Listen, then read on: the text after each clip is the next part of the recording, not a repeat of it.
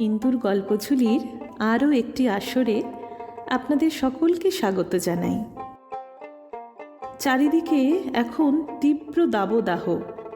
মানুষ আতঙ্কিত ভবিষ্যতের কথা ভেবে। প্রকৃতির রোষানল থেকে বুঝি আর মুক্তি নেই আমাদের। শুভবুদ্ধি সম্পন্ন মানুষজন চেষ্টায় রত প্রকৃতির বুকে শ্যামলিমা ফিরিয়ে আনতে। ঠিক এরকমই এক পটভূমিকায় অনেক দিন আগে একটি গল্প রচনা করেছেন আমাদের অতি প্রিয় সাহিত্যিক বিভূতিভূষণ বন্দ্যোপাধ্যায় মহাশয়। সেই গল্পটি আজও সমানভাবে প্রাসঙ্গিক। নমস্কার, আমি চৈতালি। শুরু হচ্ছে আমাদের আজকের গল্প জলসত্র।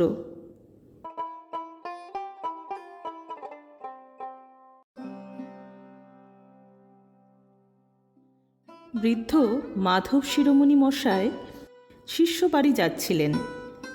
বেলা তখন 1টার কম নয়। সূর্য মাথার উপর থেকে একটু হেলে গিয়েছে।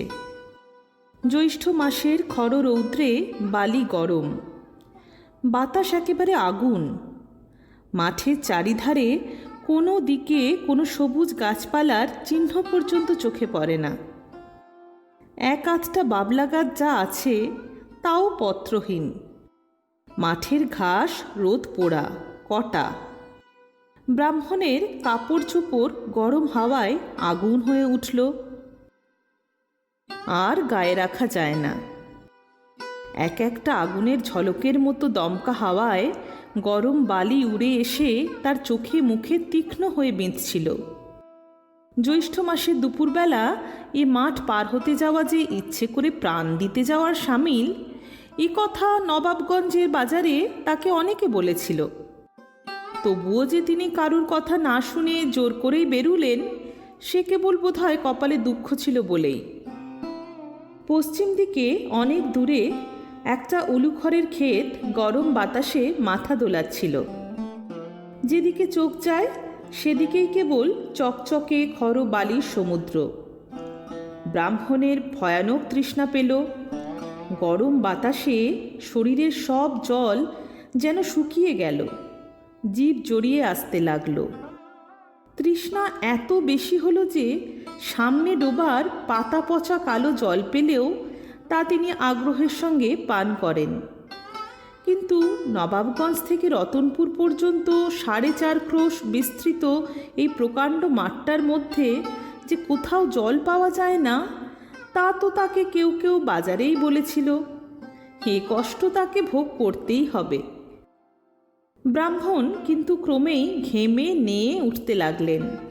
তার কান দিয়ে নাক দিয়ে নিঃশ্বাসে যেন আগুনের ঝলক বেরুতে লাগলো। জিভ জোর করে চুষলেও তা থেকে আর রস পাওয়া যায় না। ধুলোর মতো শুকনো। চারিদিকে ধুধু মাঠ খর রৌদ্রে যেন নাচছে। চকচকে বালিরাশি রোদ ফিরিয়ে দিচ্ছে। মাঝে মাঝে ছোট ছোট ঘূর্ণি হাওয়া গরম বালি ধুলো কুটো উড়িয়ে নাকে মুখে নিয়ে এসে ফেলছে। অসহ্য পিপাসায় তিনি চোখে ধোঁয়া ধোঁয়া দেখতে লাগলেন। মনে হতে লাগলো একটু ঘন সবুজ মতো যদি কোনো পাতাও পাই তাহলে চুষি। জীবনে তিনি যত ঠান্ডা জল খেয়েছিলেন তা এইবার তার একে একে মনে আসতে লাগলো। তার বাড়ির পুকুরের জল কত ঠান্ডা। পাহাড়পুরের কাছারির ইঁদারার জল সে তো একেবারে বরফ। কবে তিনি শিষ্যবাড়ি গিয়েছিলেন? বৈশাখ মাসের দিন। তারা তাকে বড় সাদা কাঁসার ঘটিতে করে নতুন কলসির জল খেতে দিয়েছিল। সে জল একেবারে হিম, খাবার সময় দাঁত কনকন করে। আচ্ছা, এখন যদি সেই রকম এক ঘটি জল কেউ তাকে দেয়? তার তৃষ্ণাটা হঠাৎ বেড়ে গিয়ে বুকের কলচি পর্যন্ত যেন শুকিয়ে উঠল। এ মাঠটাকে এ অঞ্চলে বলে কচু চুষির মাঠ।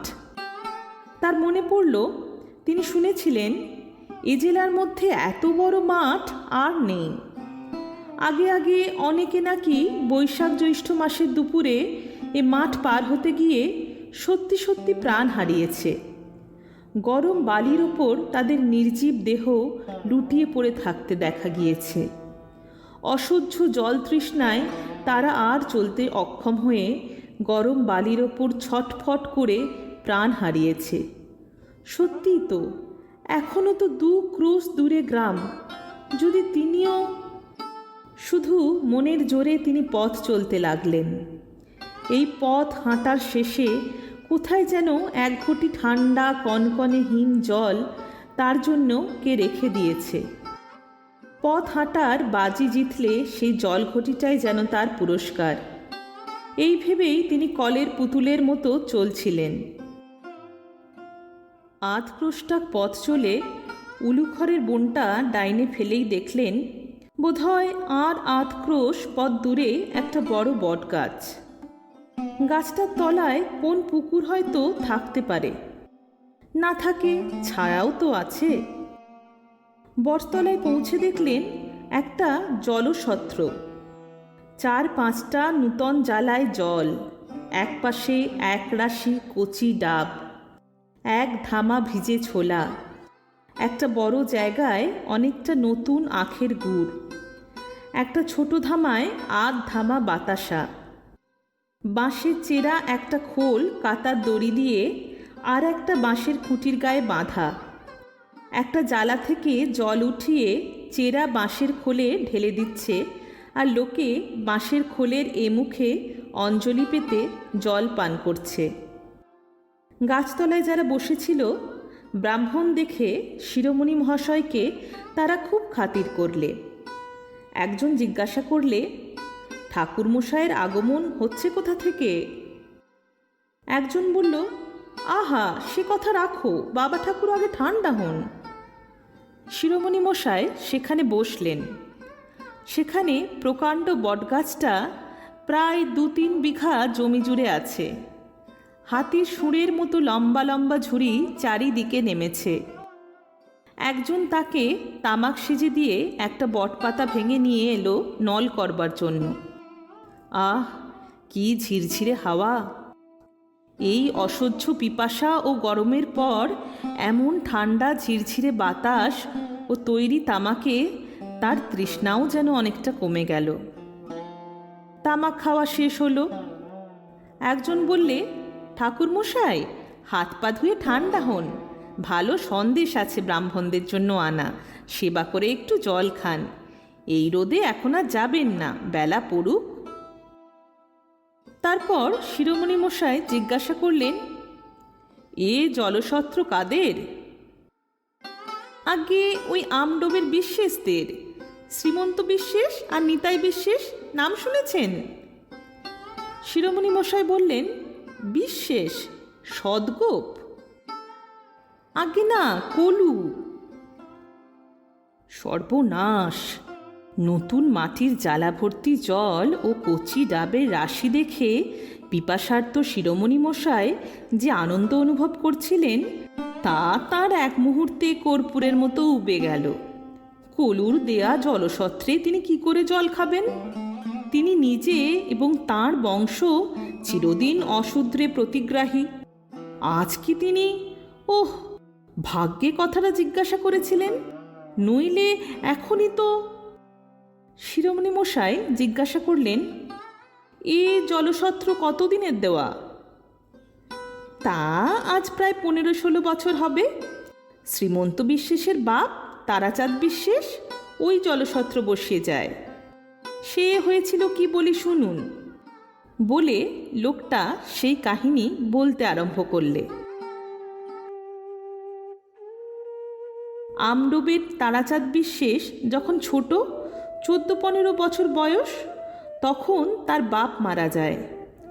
সংসারে কেবল 9-10 বছরের একটি বোন ছাড়া তারাচাঁদের আর কেউ ছিল না।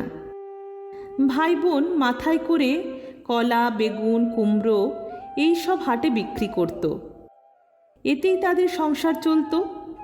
সেবার বৈশাখ মাসের মাঝামাঝি তারাচাঁদ ছোট বোনটিকে নিয়ে নবাবগঞ্জের হাটে তাল শাঁস বিক্রি করতে গিয়েছিল। ফিরবার সময় তারাচাঁদ মাঠের আর কিছু ঠিক পায় না। নবাবগঞ্জ থেকে রতনপুর পর্যন্ত এই মাঠটা 4.5 ক্রোশের বেশি হবে তো কম নয়। কোথাও একটা গাছ পর্যন্ত নেই। বৈশাখ মাসের দুপুর রোদে মাঠ বেয়ে আসতে তারাচাঁদের ছোট্ট বোনটা অবসন্ন হয়ে পড়ল।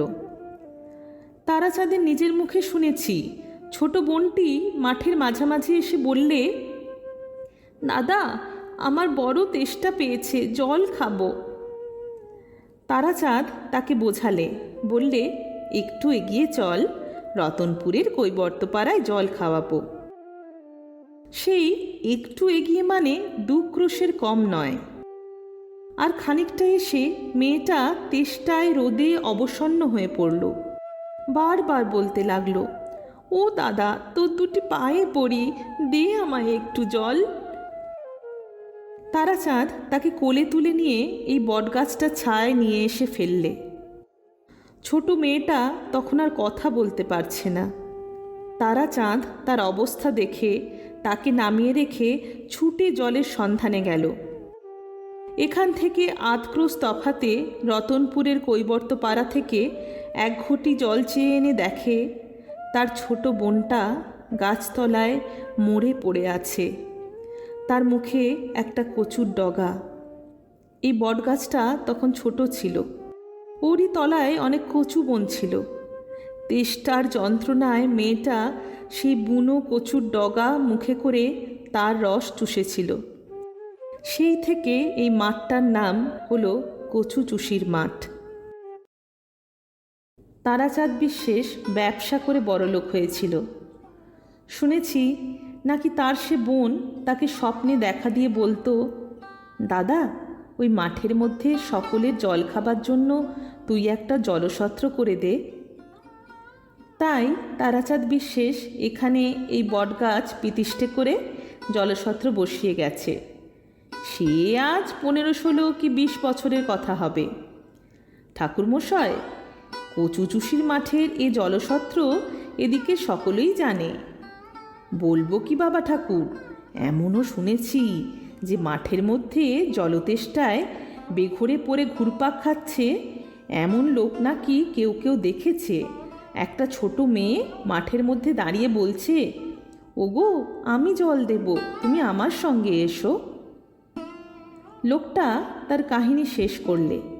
তারপর বললে, সত্যি মিথ্যে জানি না ঠাকুরমশাই, লোকে বলে তাই শুনি।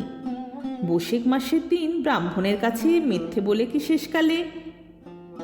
লোকটা 2 হাতে নিজের কান মলে কপালে 2 হাত ঠেকিয়ে এক প্রণাম করলে।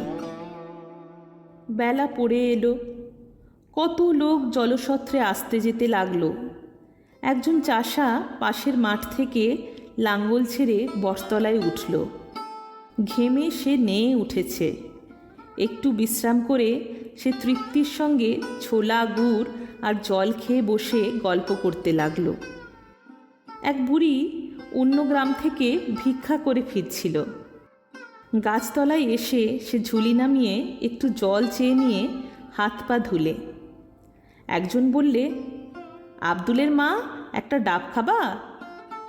আব্দুলের মা একগাল হেসে বললে, তা দেও দিকি মরে, আজ একটা খাই, মরবো তো খেয়েই মরি। একজন লোক পরনে টাটকা কোড়া কাপড়ের ওপর নতুন পাটভাঙা ধপধপে সাদা টুইলের শার্ট, হাঁটু পর্যন্ত কাপড় তোলা পায়ে 1 পা ধুলো, বটতলায় এসে হতাশভাবে ধপ করে বসে পড়ল। কেউ জিজ্ঞাসা করলে, ছমিরুদ্দি মিয়া যে, আজ ছানির দিন ছিল না? ছমিরুদ্দি সম্পূর্ণ ভদ্রতা সঙ্গত নয় এরূপ একটি বাক্য উচ্চারণ করে ভূমিকা ফেদে তার মোকদ্দমার একটি সংক্ষিপ্ত ইতিহাস বর্ণনা করে গেল এবং যে উকিলের হাতে তার কেস ছিল তার সম্বন্ধে এমন কতকগুলো মন্তব্য প্রকাশ করল যে তিনি সেখানে উপস্থিত থাকলে ছমিরুদ্দির বিরুদ্ধে আর একটা কেস হতো। তারপর সে পোয়াটাক আখের গুড়ের সাহায্যে আধশের আন্দাজ ভিজে ছোলা উদরসাৎ করে 1 ছিলিম তামাক খেয়ে বিদায় নিলে। ক্রমে রোদ পড়ে গেল। বৈকালের বাতাসে কাছড়ি একটা ঝোপ থেকে ডাঁশা খেজুরের গন্ধ ভেসে আসছিল। হলুদ রঙের সোঁদালি ফুলের ঝাড় মাঠের পেছনটা আলো করেছিল। একটা পাখি আকাশ পেয়ে ডানা মেলে চলেছিল। বউ কথা কও, বউ কথা কও। শিরোমণি মশায়ের বসে বসে মনে হলো 20 বছর আগে তার 8 বছরের পাগলি মেয়ে উমার মতোই ছোট একটি মেয়ে এই বটতলায় অসহ্য পিপাসায় জলের অভাবে বুনো কচুর ডাঁটার কটু রস চুষেছিল। আজ তারই স্নেহ করুণা এই বিরাট বটগাছটার নিবিড় ডালপালায় বেড়ে উঠে এই জলকষ্টপীড়িত পল্লী প্রান্তরের একধারে পিপাসার্ত পথিকদের আশ্রয় তৈরি করেছে। এরই তলায় আজ 20 বছর ধরে সে মঙ্গলরূপিণী জগদ্ধাত্রীর মতো 10 হাত বাড়িয়ে প্রতি নিদাগ মধ্যাহ্নে কত পিপাসাতুর পল্লী পথিককে জল যোগাচ্ছে। চারিধারে যখন সন্ধে নামে, তপ্ত মাঠ যখন ছায়া শীতল হয়ে আসে, তখনই কেবল সমস্ত দিনের পরিশ্রমের পর সে মেয়েটি অস্ফুট জ্যোৎস্নায় শুভ্র আঁচল উড়িয়ে কোন অজ্ঞাত ঊর্ধ্বলোকে তার নিজের স্থানটিতে ফিরে চলে যায়। তার পৃথিবীর বালিকা জীবনের ইতিহাস সে ভোলেনি। যে লোকটা জল দিচ্ছিল তার নাম চিনিবাস, যাতে সদ্গোপ। শিরোমণি মশাই তাকে বললেন, ওহে বাপু, তোমার ওই বড় ঘটিটা বেশ করে মেজে 1 ঘটি জল আমায় দাও। আর ব্রাহ্মণের জন্য আনা সন্দেশ আছে বললে না?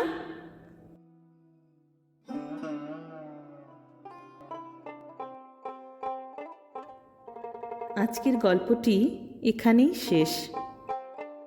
সত্যি তো, এটুকু তো আমরা করতেই পারি।